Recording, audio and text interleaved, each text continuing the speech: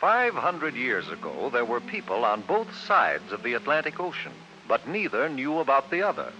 On the western side, our side, the people had reddish-brown skins and lived in huts or wigwams. On the eastern side, in Europe, the people were white-skinned.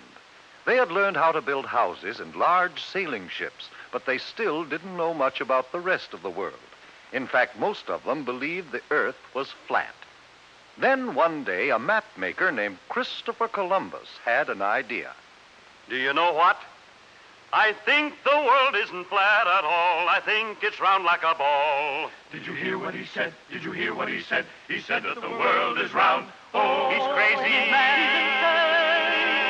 I think the world isn't flat at all. I think it's round like a ball. The world's as flat as the brim of your hat, and that is very plain.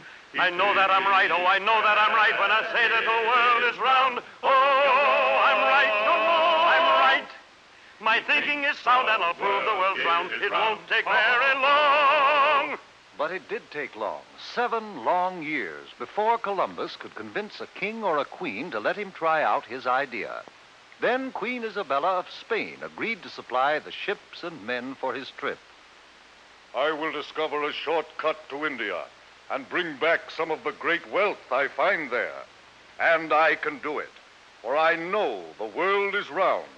And instead of going east to India, I shall sail west and reach India around the other way. It will be a shorter and cheaper way, for I'll do it all by sea. Queen Isabella provided Columbus with 3 ships, the Nina, the Pinta, and the Santa Maria. And on August 3rd, 1492, they set sail across the unknown Atlantic. High on the foaming tide, over the ocean, onward our ships will ride. Onward, my sailors. The ships sailed onward, but 2 long months after they started, there was still no sign of land ahead. Turn back, Columbus. Turn back, Columbus. We'll not turn back until we find India. Onward, men!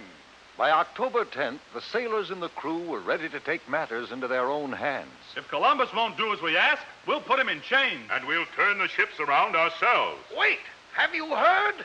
One of our men has just seen a branch in the ocean. What of it? It had fresh berries on it. That means we're near land. Hooray! 2 days later, the ships reached land, and Columbus and his crew saw the people with reddish-brown skins who lived there. Oh, I think it is rather surprising that they should have reddish-brown skins. But now since we have landed in India, then these people must be Indians. We'll call this part of India San Salvador, and I take possession of it in the name of the King and Queen of Spain. The people Columbus called Indians were very friendly, and they gave Columbus and his men many gifts, but not the rich jewels and gold for which they had come. For Columbus really wasn't in India at all. He was on one of the islands off the coast of America. But because of Columbus's mistake, the natives of America have been called Indians ever since. Columbus visited other islands near San Salvador, looking for the great wealth of India. And then he and some of his men returned to Spain. Hooray! Hooray for Admiral Christopher Columbus!